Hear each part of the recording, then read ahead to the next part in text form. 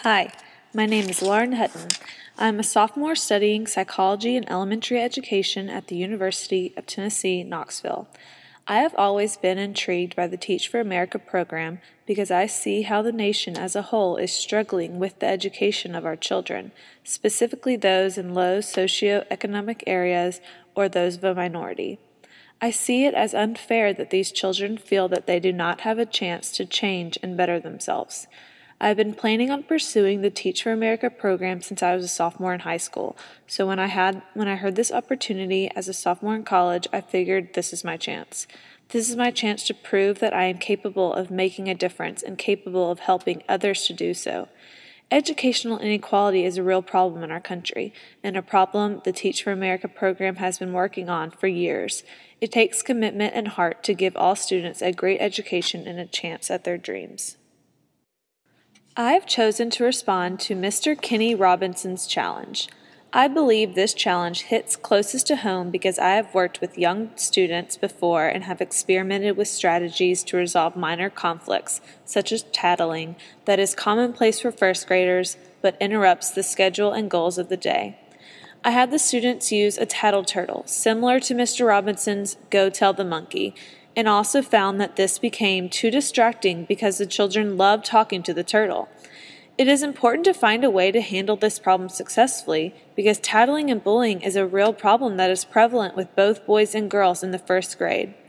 In the first grade, bullying is typically verbal and psychological, such as ganging up on each other and saying, "If you are going to be her friend, then you can't be friends with me." Obviously, this is not acceptable for a healthy classroom environment like the one Mr. Robinson desires. Getting past this problem alone would help the children greatly to not only be able to concentrate on their academics, but also be able to emphasize with each other, like Mr. Robinson hopes for. At this age, the children really just want to be heard.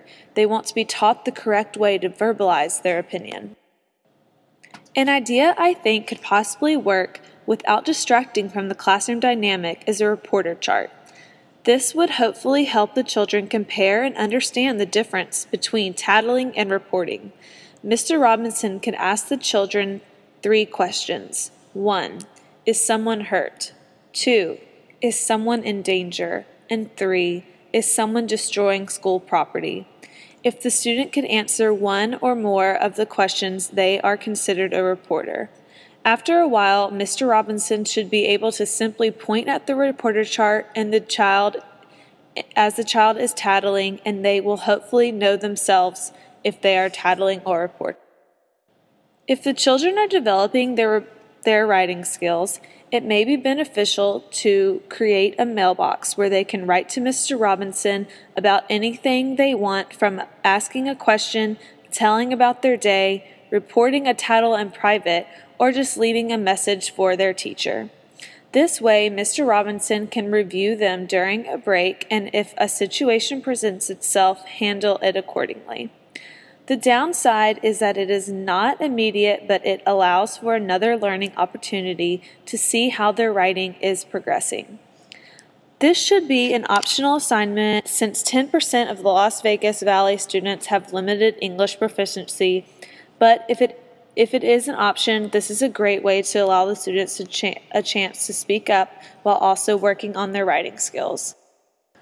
One final idea is to hold a grand conversation at the end of the day. If you are pressed for time, this may not be sufficient, but it gives the students an opportunity to voice any news of the day.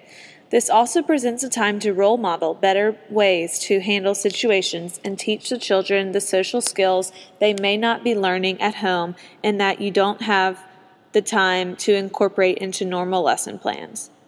The children almost always mean well, but they speak the way they have heard their parents speak and think that is the correct way to act in society.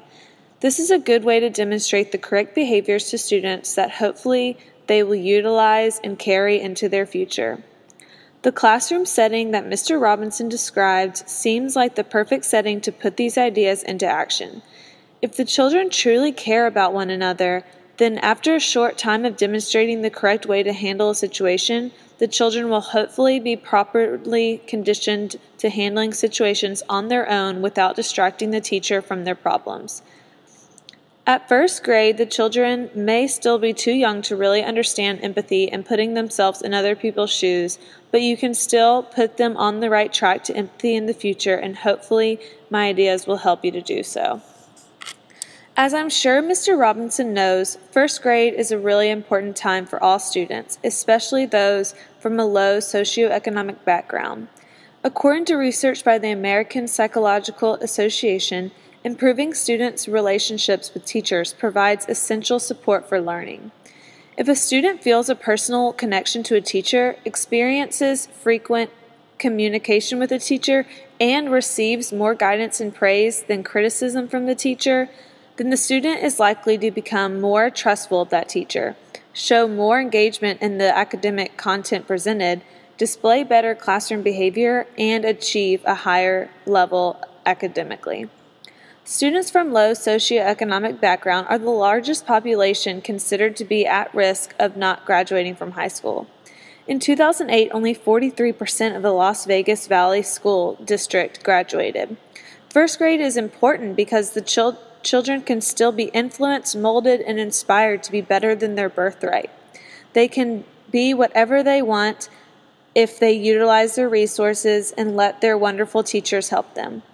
After watching the 3 video challenges, it is clear that the teachers of the Las Vegas Valley truly put everything they have into helping their students be better and that is what I want to do as a teacher as well. Whether it's a Title I school in Tennessee or other parts across the country, I want to inspire these students to reach their full potential. I want to help teach them what they may or may not be learning at home, and simply put, I want to give them a chance to live out their dreams and be the best.